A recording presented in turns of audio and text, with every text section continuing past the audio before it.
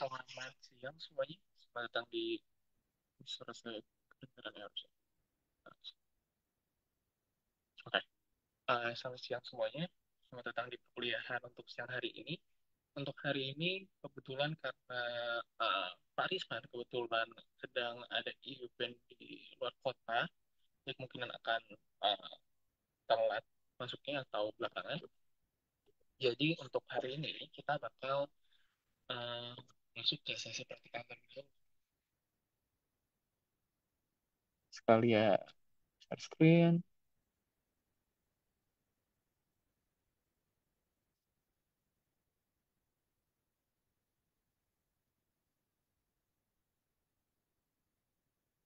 Oke, sudah terlihat ya untuk uh, share screen-nya. Oke, untuk hari ini jadwalnya kita akan mulai untuk kita ulik sedikit tentang mengenai Hugging Face. Mungkin untuk yang tidak mengikuti kelas deep learning, cuman hanya big data, itu belum pernah mendengar ya mungkin ya. Belum pernah di-mention, tapi kalau yang ikut kelas big data mining, sorry, deep learning itu kita juga sempat ngebuka lah untuk website ini. Jadi website ini apa nih? Eh, Mungkin diulang sedikit juga ya. Jadi website ini seperti hub gitu ya. Jadi sebuah hub tempat eh, tempat orang-orang tuh bisa nge-upload, bisa menggunakan dan bisa mengupdate dari model, dataset dan komunitas seperti itu. Nah, dalam Hugging Face ini itu lumayan lengkap ya. Jadi ada di sini kalau kalian buka websitenya ya, coba share sini juga ya. Ini ya websitenya, di Hugging Face. Di sini banyak orang yang udah nge-share lah dari model, dataset, komunitas lainnya, sama salah satu yang nggak kalah penting itu namanya library. Dia ada library buatan Hugging Face di mana kita bisa pakai lah intinya. Nah, salah satu feature-nya ya di sini ada halaman models ya. Di halaman models ini banyak sekali model-model yang sudah di pre-train atau di train sebelumnya oleh orang lain. Jadi kita tidak perlu mengetrain ulang dari model-model ini, tapi kita bisa langsung pakai. Tergantung eh, kebijakan setiap model ini sendiri juga ya. Ada beberapa model yang ternyata harus membayar sekian, tapi sebagian besar itu gratis dia, bisa langsung dipakai. Nah, kalau lihat di sini juga banyak ya untuk tipe-tipe model yang terdaftar gitu di sini. Kayak multimodal, multimodal itu dia inputnya bisa macam-macam atau outputnya bisa macam-macam. Jadi eh, audio text to text berarti audio plus text eh, outputnya adalah sebuah teks juga. Nah ini image text outputnya adalah teks. Nah ini juga visual question answering, dokumen question answering. Jadi dia inputnya bisa lebih dari satu atau outputnya lebih dari satu. Itu yang dinamakan multimodal. Biasanya ya, eh, kalau kita pakai ChatGPT seperti biasa ya, eh, itu kalau kita hanya tanya jawab itu nggak multimodal. Dia tuh cuman inputnya teks, outputnya juga teks. Tapi kalau kalian udah input misalnya upload file atau upload gambar, terus minta minta eh, analisa misalnya ya, analisa dari gambar itu berarti udah masuknya multimodal. Atau dari sini minta gambar dan buatkan misalnya deskripsinya. Nah itu juga termasuk multimodal. Nah itu untuk tipe multimodal. Terus di sini juga bagian ada computer vision. Ini kayak ada depth estimation, image classification, object detection, masih banyak lah. Ini juga bisa dicoba-coba, misalnya data estimation ya.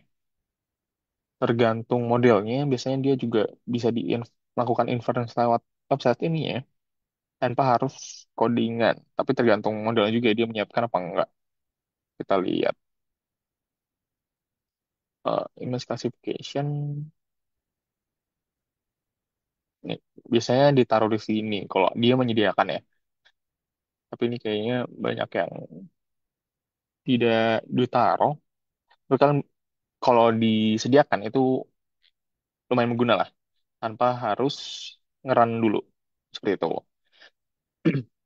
Nah, di sini juga ada natural NLP ya. Jadi untuk teks, text classification kayak sebelumnya uh, kalau di kelas ini ya, di kelas di planning kita juga belajar udah nyobain text classification seperti sentiment analysis, eh, terus apa ya? Ya, banyak kan dia lebih ke sentiment analysis ya. Nah, ini ada tarot question detector dan sebagainya lah. Ini juga di bagian NLP bisa translation itu bagaimana kayak misalnya Google itu kan pakai machine learning ya. Terus juga summarization, text ranking dan sebagainya. Untuk audio itu ada text to speech, jadi dari sebuah teks outputnya adalah sebuah audio gitu ya, sebuah omongan. Ini ada text to audio, automatic speech recognition, biasanya itu buat uh, subtitles gitu ya, caption sorry. Jadi buat caption dari audio. Terus juga ada tabular dan reinforcement learning dan other. Nah, kelebihannya kenapa sih ini website itu berguna banget ya? Jadi website ini selain di sini dia nge-list down ada model apa aja, kita tuh nggak perlu ngetrain model-model ini. Di sini tuh ada model-model besar juga ya, misalnya dari Microsoft, DeepSeek, terus model-modelnya ByteDance, itu kita nggak perlu ngetrain. Jadi dari sana udah pre-train.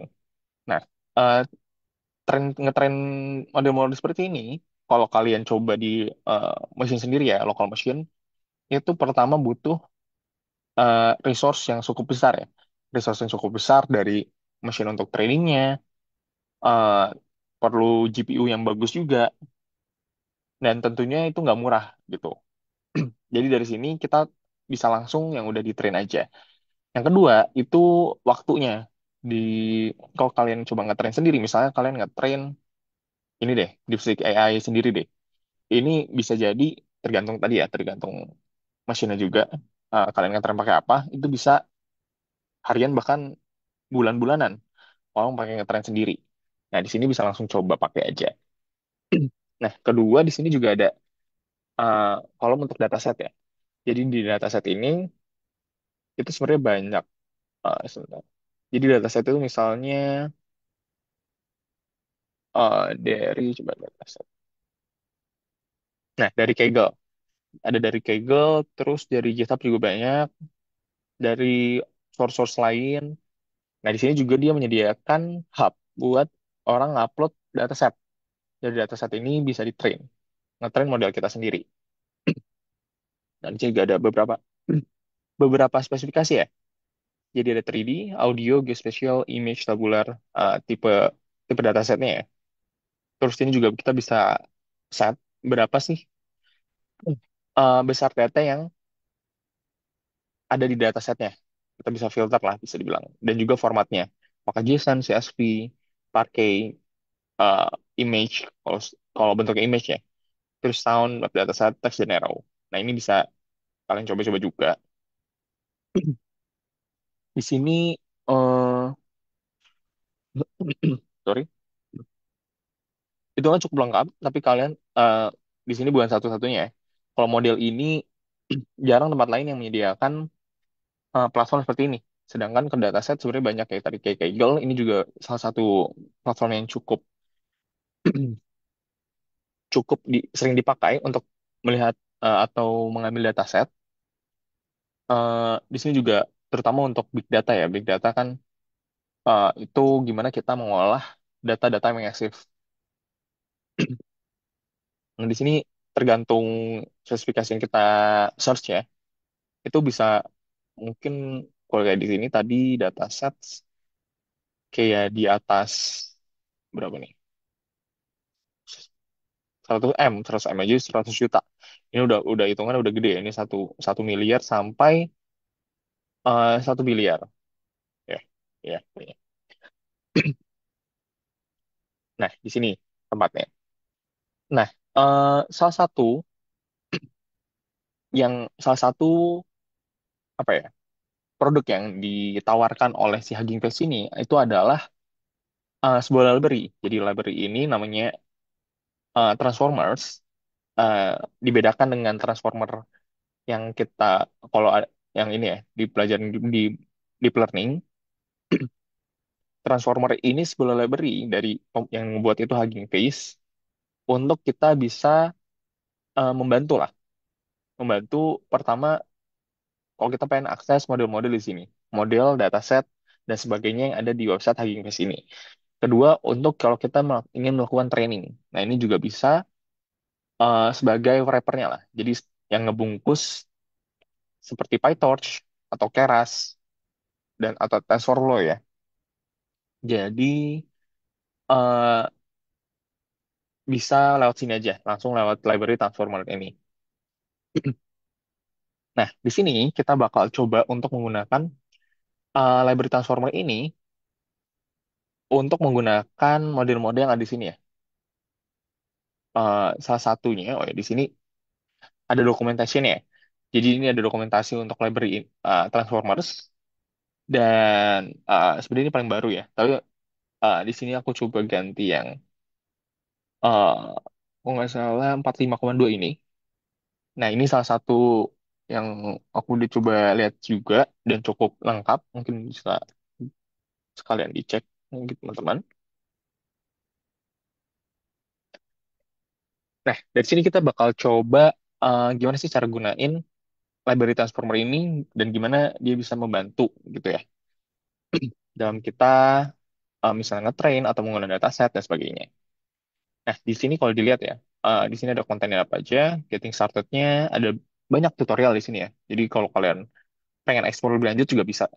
Di sini juga banyak video-video uh, untuk membantu, how to guides, terus ini juga documentation-nya juga lengkap. Di sini ada model-modelnya, kayak tadi PyTorch, TensorFlow, dan juga ini ada Flex ya namanya. Ini lumayan banyak. Nah, kita coba ke Quick Tour ya. Nah, sebelum kita uh, makai, makai si library ini, di sini ada di Quick Tour-nya ya, atau di installation, itu gimana sih kita bisa nge-install si Transformer library ini. Tapi aku saranin lewat sini aja nih, udah lumayan lengkap ya. Dia bakal install library transformer itu sendiri. Coba di sini.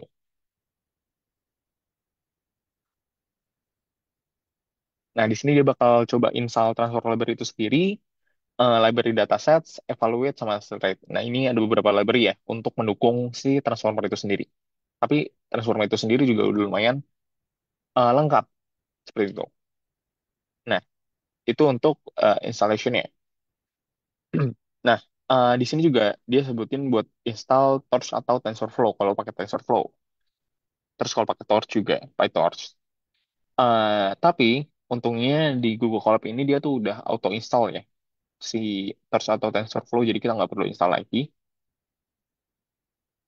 Jadi kita coba install yang ini aja, yang 4 ini aja. Untuk kita lihat ya.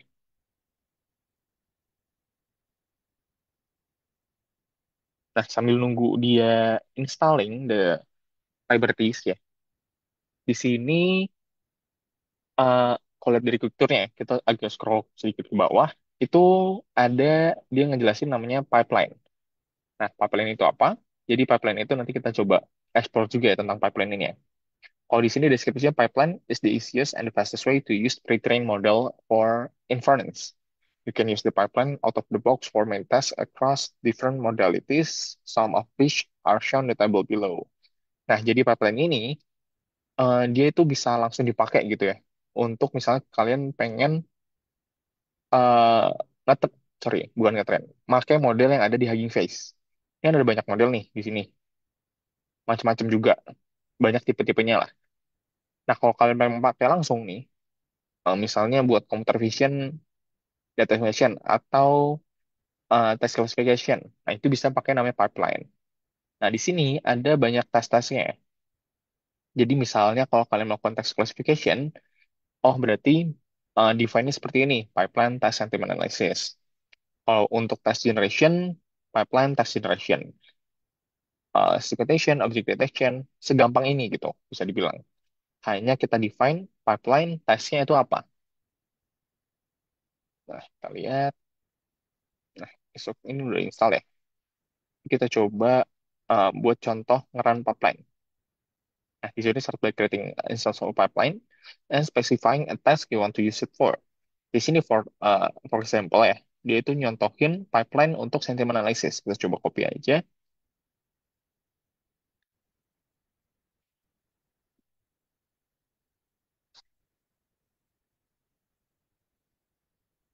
coba import, kita tunggu sambil ngeran ya.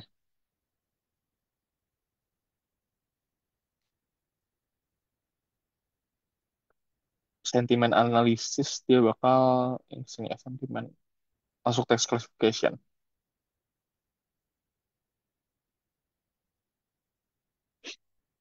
Nah, kok bisa dilihat sini ya, dia tuh nggak nge-define model apa yang dipakai. Jadi cuman teksnya itu apa.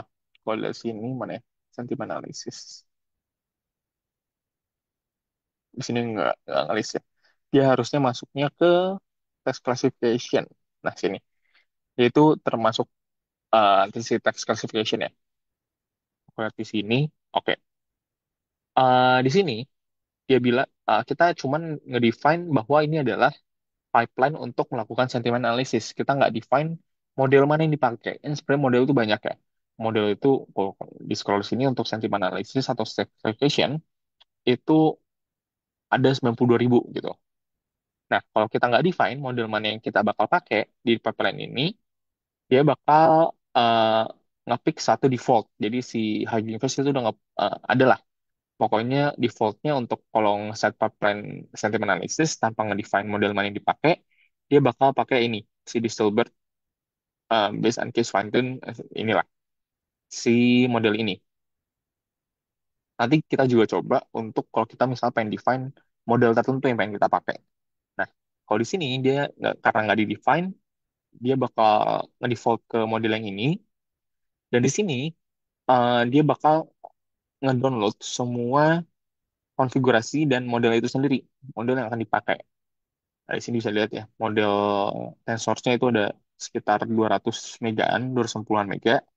Terus masih banyak file-file lain untuk mendukung dia ngeran ya, ngeran model ini. Nah, terus ini juga kalau kita lanjut sedikit, kita bisa panggil si pipeline ini, kan kita udah define pipeline ini ya.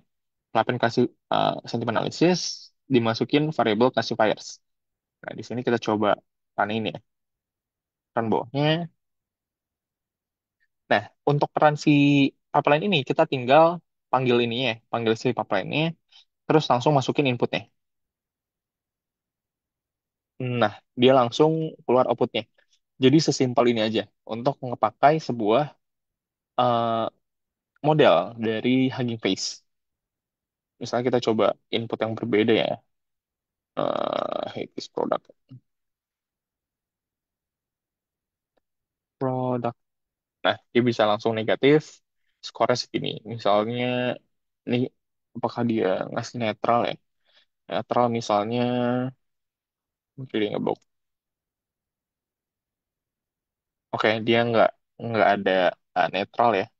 Cuman ada positif or negatif for model ini gitu. Nah, eh, ini sebenarnya juga bisa di ini ya, jadi digabung gitu ya. Classifier langsung seperti ini. Bisa sependek ini untuk kita ngeran sebuah model dari Hugging Face. Jadi bisa cepat itu, semudah itu juga. Nah, kalau kita sedikit lebih lanjut quick tour-nya, kita lihat ya di sini. The pipeline can also iterate over an entire dataset over any task you like. For example, you choose an automatic speech recognition. Nah, bisa lihat di sini juga ya codingannya. Kita coba copy dulu. Kita sambil run ya. Di sini dia ngasih nge-specify model yang kita bakal dipakai. Nah, kan tadi eh, karena kita nggak define dia ke default model yang ini. Di sini kita bisa model, sorry, bisa specify model yang akan kita pakai. Di sini di specify itu Facebook fact, Wave to Fact base 660H. Nah, tadi sambil dia di run, dia bakal nge-download semua model-modelnya yang udah di train sebelumnya ya. Ini ada hampir 400 mega untuk modelnya, terus tokenizer config, vocab, special token, dan sebagai JSON pendukungnya lah. Coba kita lanjut dulu. Nah, di sini kita pengen coba ngeran. Di sini kan model untuk speech recognition atau captioning gitu ya. Nah, tapi karena kita nggak ada datasetnya untuk saat ini ya, kita belum ada contoh file yang bisa dipakai untuk ngetes si model ini gitu. Nah, di sini kita bakal coba untuk menggunakan salah satu dataset yang ada di Hugging Face juga. Di sini kalau bisa lihat ada dataset ya. Dataset di bagian audio. Nah, di situ ada banyak dataset. Nah, kita bakal nyobain ngegunain salah satu data dari dataset audio ini untuk dimasuk untuk kita ngetes lah si model automatic speech recognition ini. Seperti itu. Nah, di sini bisa kita kupas juga di sini ya. Uh, untuk ngeload audio dataset, si dataset more details if you like to iterate over. For example, load the MinDS ini ya, MinDS ini ya. Coba copy aja.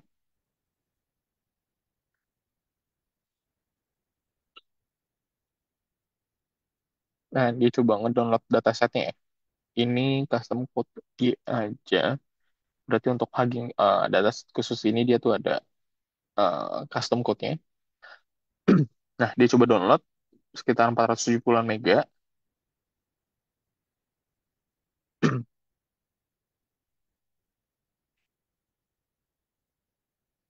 Nah, kita sambil lihat di sini ya. Nah, oke, sebentar. Ini udah selesai. Oke, di sini dia udah uh, ngedownload dataset dari Hugging Face. Jadi salah satu datasetnya ini, oh, sorry, ini modelnya. Dataset yang ini dia pakai. Jadi dia download, isi datasetnya itu uh, ini ya. Jadi dia sebenarnya tuh sinyal kayak gini nih. Nah, kayak gini. Jadi ada audio dalam bentuk array-nya lah, dalam bentuk numbers-nya. Nah, nanti dari sini kita coba masukin jadi sebagai input di model yang kita download juga tadi, gitu. Nah, coba kita lanjutin. Di sini dibilang you need to make sure the sampling rate of the dataset matches the sampling rate of model yang kita pakai was trained on. Nah, jadi kan setiap model itu inputnya dari dataset tergantung dia trainnya, itu bisa beda-beda ya. Jadi misalnya sebuah teks ditrain dengan input yang tipe inputnya teksnya itu Unicode. Itu kalau kita masukin dengan tipe yang misalnya Latin One, itu bisa jadi outputnya tuh nggak sesuai. Seperti itulah bisa dibilang. Nah ini khusus kalau yang suara ini, yaitu yang sama harus si frekuensinya. Iya bener. Tadi, sorry. Sampling rate misalnya. Iya, sampling rate-nya itu harus sama audionya. Karena setiap audio itu punya sampling rate beda-beda. Bisa jadi untuk model tertentu itu khusus hanya bisa dipakai untuk input sampling rate tertentu itu aja. Seperti itulah. Nah, di sini kalau bisa lihat ya, jadi dia ngeload dataset, terus dia ngambil trainnya aja, jadi nggak perlu tesnya. Terus sini dia ngambil, oh dia nge-cache agar si sampling rate datasetnya itu sama dengan sampling rate model yang kita bakal pakai si Facebook ini. Nah, di sini kalau bisa dilihat si dataset cache column audio, jadi dia nge-cache kolom audio ini dengan audio sampling rate speech recognizer. Jadi recognizer itu modelnya ya. Ini model kita bisa dibilang sampling rate dari model kita. Jadi bacanya seperti itu. Jadi sampling rate dataset kita disamain dengan sampling rate si model yang kita bakal pakai. Nah, itu seperti itu. Nah, di sini kita coba lihat ya hasil resultnya juga.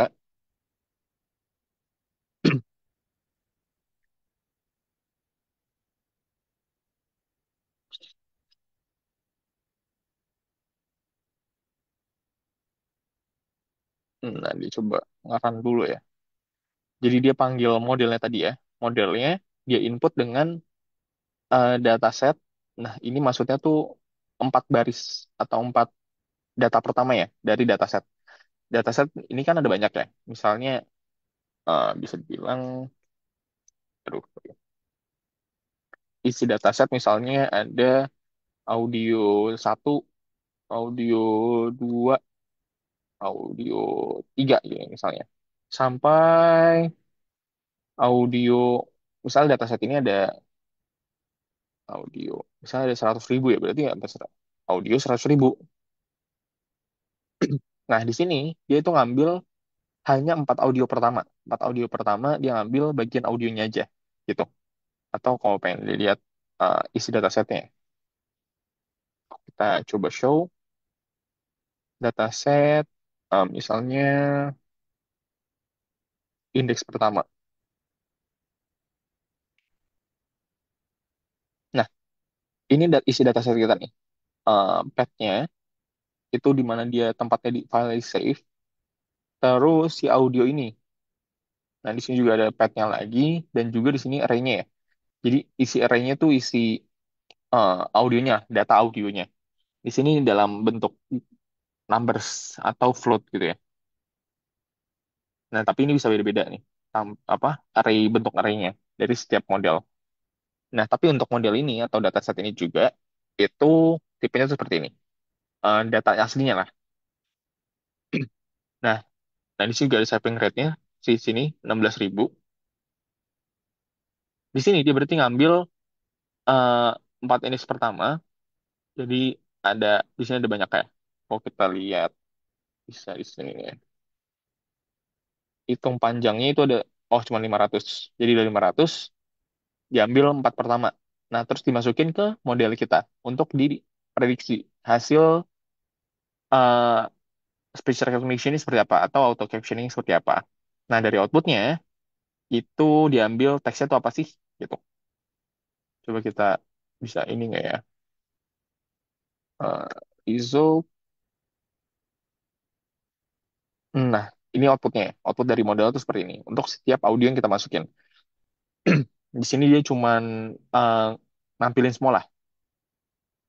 Nah, ini contoh hasil output yang pertama, hasil prediksi yang pertama, bahwa I would like to set up a joint account with my partner. How do I proceed with doing that?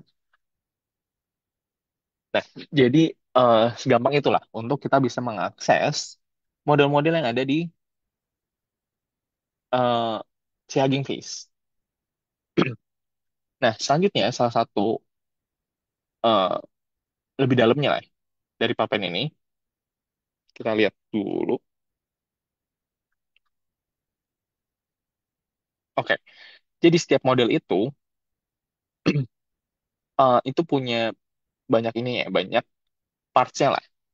Misalnya si model itu sendiri, terus ada namanya auto tokenizer atau tokenizernya juga gitu. Tokenizer ini buat apa? Mungkin kalau yang dari deep learning juga udah tahu ya. Tapi kalau yang di khusus big data mining ini, uh, tokenizer itu sebuah sebuah fungsi untuk mengubah dari suatu tipe input ke number representation-nya. Nah, misalnya uh, si ChatGPT itu punya text new chat in this project. Nah, ini bisa di-split menjadi beberapa token. Mungkin kalau dia itu word level, sorry, per kata gitu ya maksudnya. Berarti new itu satu token, chat itu satu token, in satu token, this satu token, project satu token. Tapi kalau dia tipenya karakter level, berarti itu n itu satu token, e itu satu token, w itu satu token. Kita coba salah satu ininya ya, token visual, token visualizer. Coba ya. Misalnya kita copy aja deh. Cobain Gemini. Nah, dari Gemini dia tipenya itu word level ya, jadi di still allows you. Nah, ini setiap Setiap box ini tuh satu token. Di sini ada ChatGPT nggak ya? Coba yang lain deh. Misalnya unicorn. Dia juga word level. Coba deh ChatGPT nggak nih. Misalnya ya, kita coba copy yang ini. Nah, di sini tuh beda ya si ChatGPT dia gimana nge-tokenize buat teks. Nah, misalnya kayak kalau pakai si Gemini, modelnya Gemini ya, dia itu mungkin anggap si OpenAI itu satu token. Nah, tapi bagi ChatGPT, satu token itu open itu satu token, AI satu token, ini asal apostrofi S itu satu token, terus sebagian besar tetap ini ya, sebagian besar itu tetap word level bagi kebanyakan ya. Dan juga ini juga ya, eh, tanda baca punctuation-nya. Nah, eh, kalau sebuah model ya, sebuah model misalnya si GPT, GPT di train misalnya dia pakai teks yang sama ya, teksnya ini dia pakai tokenizer yang nge-split data jadi seperti ini. Nah, eh, pas dia masuk lagi, pas pengen ngedeteksi atau ngepredik, misal model udah jadi, nih, udah di-train pakai tokenizer yang jadi seperti ini. Terus si model kita akan pakai. Nah, teks inputnya harus menggunakan tokenizer yang sama. Berarti harus di-split dengan cara seperti ini juga. Kalau dia karakter level, berarti di si tokenizernya juga harus eh, word level. Kalau karakter level ya berarti harus karakter level juga. Nah, jadi makanya si tokenizer ini biasanya tuh nempel sama si model itu sendiri. Soalnya tergantung si model itu dia ngetrennya pakai tokenizer seperti apa. Punya algoritma yang berbeda-beda juga. Jadi intinya ini kok token IDs ya. Nah, ini input yang masuk ke model kita untuk dia train atau dia ngeproses untuk ngeprediksi gitu. Nah, jadi yang dibaca atau yang dipelajari oleh si model itu sebenarnya bentuknya seperti ini. Nah, dari sini dia coba translate balik gitu. Translate balik ke eh, teksnya lagi. Jadi kayak gini lagi. Seperti itu. Jadi di belakang tuh seperti itu untuk model-modelnya. Nah, jadi kalau kita lihat di sini, contohnya ya, kita coba define, dia nggak specify model name itu ya. Kita coba run, model name, dan selanjutnya kita coba ini juga ya. Kita pakai yang PyTorch saja dulu. Nah, dia coba ngedownload modelnya. Jadi ada NLP Town, Bird, this multilingual, uncase sentiment, jadi buat sentiment analysis, tapi kalau dilihat di sini multilingual ya, jadi bisa banyak bahasa. Nanti kita coba. Nah, di sini dia pertama ngambil modelnya. Eh, dia itu ngambil modelnya aja, bisa dibilang. Jadi si objek modelnya kan tadi kalau pipeline itu udah semuanya lah. Bisa si modelnya dapat, tokenizer dapat, terus konfig-konfig lainnya juga dapat.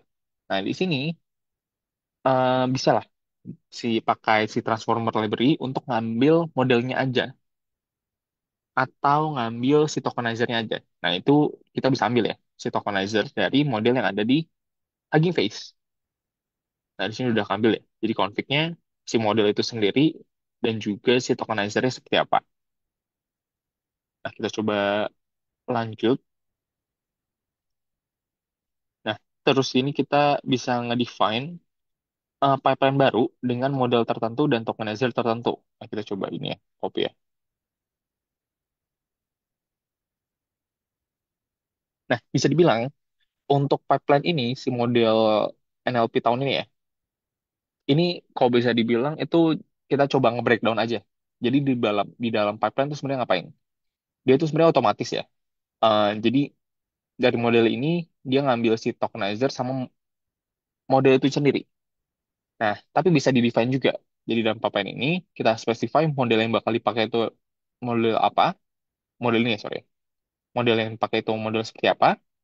Dan tokenizer yang bakal dipakai itu seperti apa? Nah, jadi bisa-bisa aja misalnya kalian pakai tokenizer untuk model lain.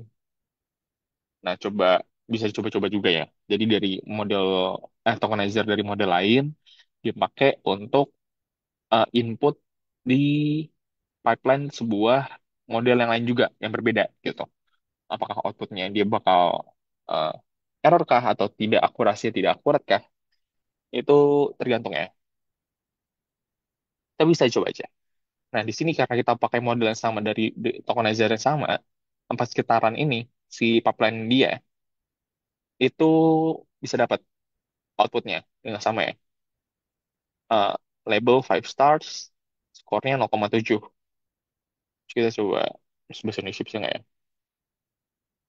Ini sangat bahagia misalnya. Oke, 5 stars. Kurang tahu nih, model yang dia pakai itu seperti apa ya?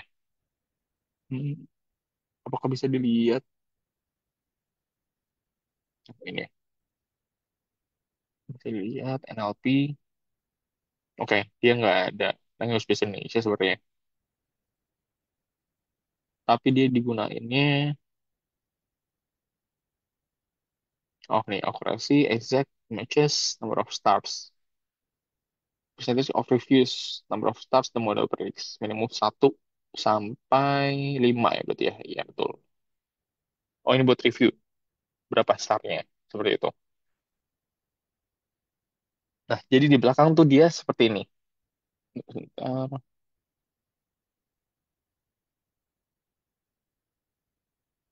Mungkin sampai sini untuk sedikit mengenai Hugging Face dan Transformer Library. Jadi kalian bisa coba-coba juga melihat documentation-nya dari Hugging Face ini. Ini sudah di-share juga ya. Nah, di sini juga banyak tutorial-tutorials mengenai Hugging Face dan Transformer Library. Nah, itu bisa kalian uh, cek juga dari YouTube videos dan juga how to-nya di sini tuh banyak banget. Jadi untuk training misalnya, untuk kita ngetrain, kalau kita pengen ngelakuin fine tuning juga, nah, ini juga salah satu pentingnya. Optimizer, ngoptimize suatu model yang ada di sini dan sebagainya. Nah, ini juga misalnya juga pengen ekspor, kalian udah ngetrain lewat menggunakan Transformer Library, pengen di-share atau juga pengen kalian publish di repo sendiri Hugging Face kalian, itu juga bisa seperti itu. Mungkin karena waktunya sudah mengumpul 1:40, sudah ada Pak Risman ya Pak. Ya, halo Oke, Jesse. Selamat siang semuanya. coba jadi. Oke, hari ini kita lanjut tentang, ini masih di Big Data kan Jesse ya?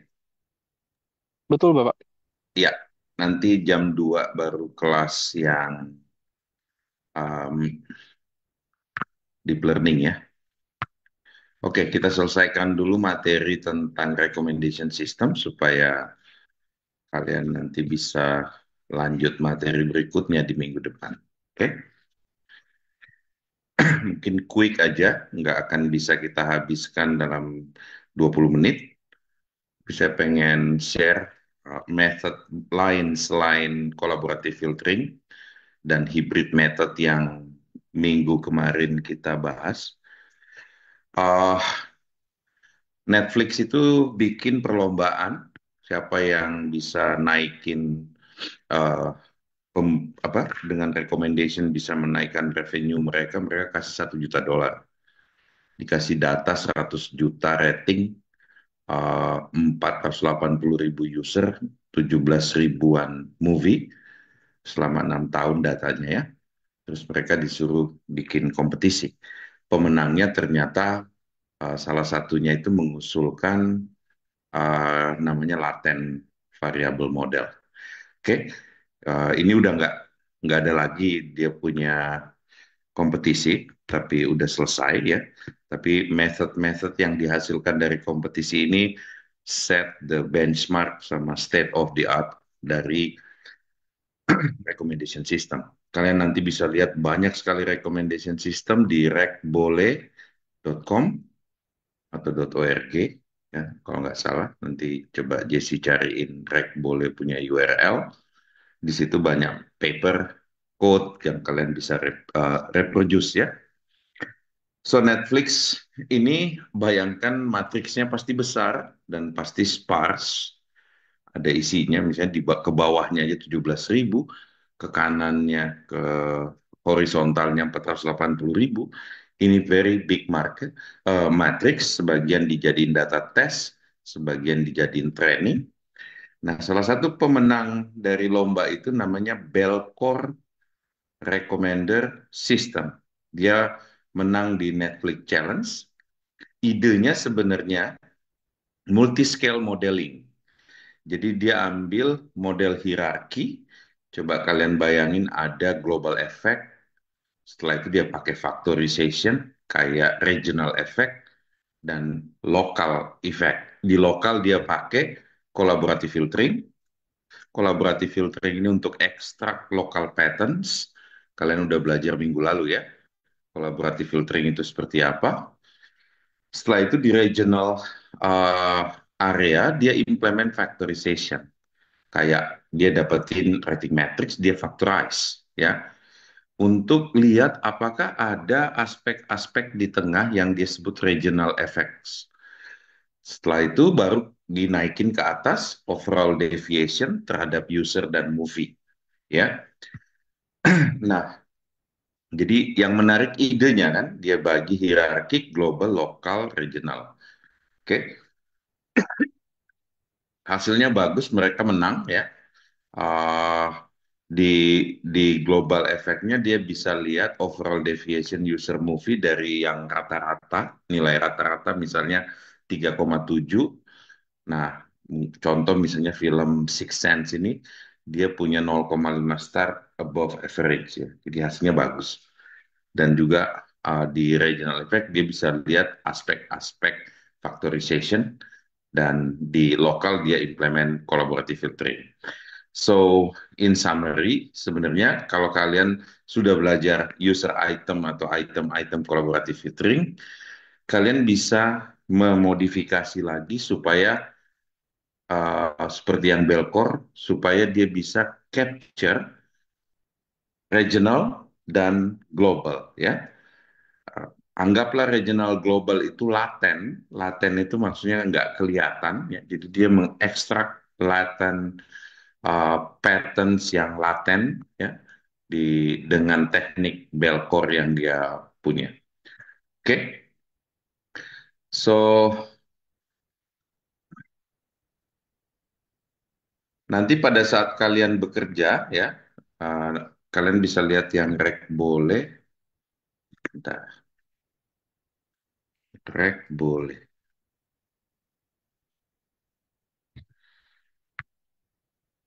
Ya, di sini banyak sekali teknik yang kalian bisa lihat. Ada context aware. Kalau kalian lihat dari tahun-tahun terakhir, ini menarik, 2024 ya. Dia pakai sequential recommendation, context aware recommendation itu lagi tren di tahun 2023. Uh, Graph based knowledge aware. Mostly banyak metode-metode ini tuh mencoba menangkap pola-pola laten yang tidak kelihatan dengan collaborative filtering ya. Di sini misalnya saya punya latent factor model ya. Misalnya saya punya film seperti ini. Ada yang serius banget, ada yang funny ke bawah, ada yang males atau buat laki-laki cowok, ada yang females gitu ya. Yang disebut laten itu kita kan sebenarnya cuma punya movie-movie-nya gitu. Tapi kalau kita ambil latennya itu adalah male dan seriousness, maka saya bisa plot movie-movie tersebut ke dalam laten model seperti ini, gitu ya. Tentu saja pertanyaan kalian pasti gimana kita tahu latennya kalau dia hidden, gitu ya. So, salah satu teknik misalnya kalau saya punya matriks gede di matematik itu ada yang namanya SVD ya. Jadi SVD itu factorization technique. Anggap saya punya item versus user itu rating matrix.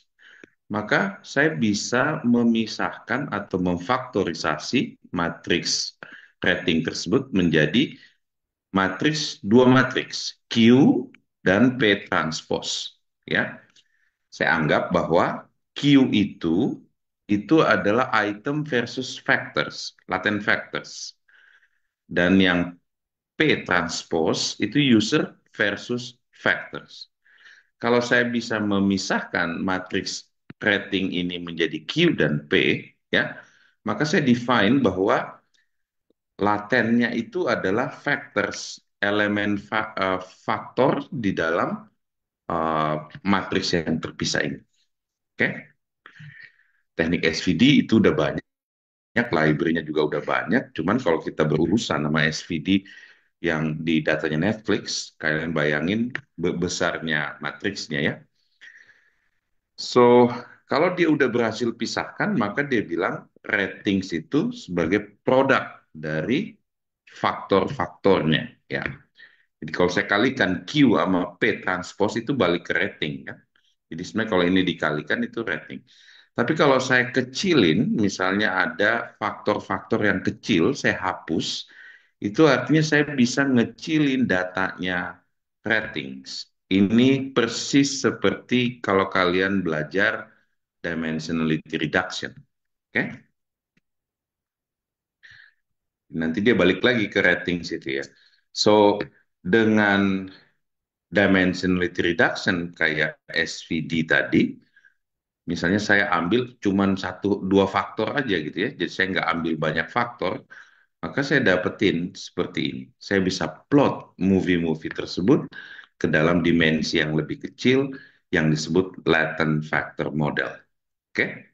So SVD dengan matrix factorization dia bisa dipakai untuk membuat latent factor dan itu bisa kita pakai pada saat kita melakukan recommendation. Ya, jadi kayak kita tambahin dimensionality reduction supaya saya dapatin latennya, laten factor yang tidak terlalu signifikan nilainya, kita bisa set nol, sehingga kita bisa petakan movie-movie tersebut ke dalam dimensi yang lebih kecil. Konsepnya mirip seperti uh, dimensionality reduction. Oke, okay? So anggap bahwa kita punya latent factor model dengan matrix factorization ya. Dan kita pengen tentu saja kalau saya rekonstruksi balik matrix ratingnya itu errornya nggak terlalu besar ya. Jadi matematik problemnya adalah temukan P dan Q sehingga kalau saya bandingkan nilai rating yang ada di matrix rating dengan perkalian Q dan P ya dikuadratin supaya perbedaan positif negatifnya nggak ada, itu harus minimum. Ya, dengan meminimumkan itu kita bisa menemukan faktor mana yang penting, faktor mana yang nggak penting, gitu ya. Jadi dengan cara di recommendation itu kan kita sebenarnya meminimize SSI dan cara meminimize SSI-nya dia faktorisasi dulu baru dia kecilin. Nah, apakah dengan minimizing SSI dengan minimizing ini itu sama hasilnya? Oke. Bagaimana kalau ada missing entry, ada masalah misalnya sparsity dan lain-lain? Kita harus bisa membuktikan bahwa sebenarnya kalau kalian lihat di persamaan ini, kalau saya ambil rating matriks dan saya hitung SSI-nya ya, errornya terhadap jadi SSI itu sebenarnya uh, root mean square error dari tes data terhadap true rating, ya kan? Tapi sebenarnya kalau saya anggap bahwa ini ada elemen error di sebelah sini, plus ada tambahan regularisasi di sini, ini teknik regularisasi sering kalian pakai kalau di optimisasi ya. Kalau saya pengen meminimalkan satu function, saya tambahin dengan uh, panjang regularization ya. So, dengan regularization pasti akan lebih baik hasil perhitungan ini. Ya, cuma kalian harus bisa membuktikan kalau nggak salah di materi ini itu ada pembuktian bahwa dengan minimize SSI sama aja hasilnya dengan yang meminimizing hasil dari matrix factorization untuk latent factor. Oke, jadi kalian bisa lanjutin. Ini udah masalah stochastic gradient descent. Harusnya kalian udah belajar di kuliah deep learning ya bahwa uh, untuk meminimize satu function kita tebak dulu nilai p-nya. Setelah itu kita harus bisa hitung gradient laju perubahan objective function terhadap perubahan kecil di dalam parameter p ya. Oke. Kalian juga harus bisa membedakan apa itu SGD dan GD biasa. Ini biasanya kalian belajar di neural network kalau di kelas saya, bahwa dengan stochastic gradient descent kita bisa escape dari local minima karena kita pengen nyari global minima. Kalau kita nggak pakai stochastic gradient descent, kita bisa easily terjebak di dalam local minima. Oke, ini misalnya di gambar ini ada gambar yang merah ini ya. Dia waktu di minimizing dia sudah menganggap ini kayaknya sudah minimum, titik minimum yang paling minimum. Tapi ternyata kalau diplot error fungsinya lihat, oh masih ada nilai minimum yang di bawah. Oke, jadi stochastic gradient descent itu membantu kita untuk tidak terjebak di dalam local minimum. Oke, jadi sebaiknya waktu perhitungan untuk menghitung latent factor ini kalian pakai stochastic gradient descent. Oke, so nanti kalian lanjutin aja materi ini karena waktunya terbatas untuk pertemuan ini. Saya serahkan sebagai tugas belajar buat kalian. In praktek, kalian biasanya ada case-case, kalian silakan masuk ke rek boleh. Biasanya tidak semudah collaborative filtering. Pada saat kalian misalnya merekomendasikan di bidang kesehatan kayak healthcare ya, misalnya genomik terhadap obat ya, gene varian terhadap obat, kalian harus bisa implement misalnya context aware ya. Context aware itu variannya apa, dia bisa bisa dikasih konteks. Jadi tidak seperti yang kalian mungkin pikirin hanya seperti collaborative filtering, tapi banyak banget yang harus kita implement. Jadi perkaya diri kalian dengan teknik-teknik recommendation yang ada di sini. Ini biasanya ada source code-nya ya. Jadi yang warna hijau ini ada source code-nya. Kalian bisa klik di source code-nya, ya dapetin code-nya. Oke, banyak sekali direct boleh, jadi tidak ada satupun recommendation system yang sempurna karena case by case kalian harus punya intuisi bagaimana kalian mencari latent factor, ada yang pakai graph, ada yang pakai knowledge base, ada yang pakai context aware, dan lain sebagainya. Tapi basicnya adalah item-item collaborative filtering dan user item collaborative filtering. Oke, kita close kuliah mengenai recommendation system. Minggu depan kita akan masuk lebih jauh lagi ke ini recommendation system. Mungkin PageRank kita lewatin saja, jarang dipakai di case bioinformatics. Mungkin minggu depan kita masuk ke graph ya, graph neural network dan community detection. Mungkin community detection dulu dalam graph. Setelah itu baru kita masuk ke graph. Oke. Semua yang menyangkut deep learning tidak akan kita bahas di kuliah ini karena kita punya kuliah deep learning sendiri. Jadi ini kita akan skip. Jadi beberapa pertemuan ke depan kita akan masuk ke graph. Mulai start dari uh, community detection in graph. Ya, moga-moga masuk ke uh, decision tree kita skip karena udah sering kalian lihat. Kita mungkin masuk ke mining data stream, ini penting, baik untuk bioinformatik, walaupun waktu kalian bekerja nanti banyak sekali data bentuknya stream yang datang terus-menerus, yang harus kalian bisa mining in real time. Ya. So mudah-mudahan kita bisa cover dalam sebelum UAS. Sekian kuliah ini, kita lanjut jam 2 di kuliah Deep Learning.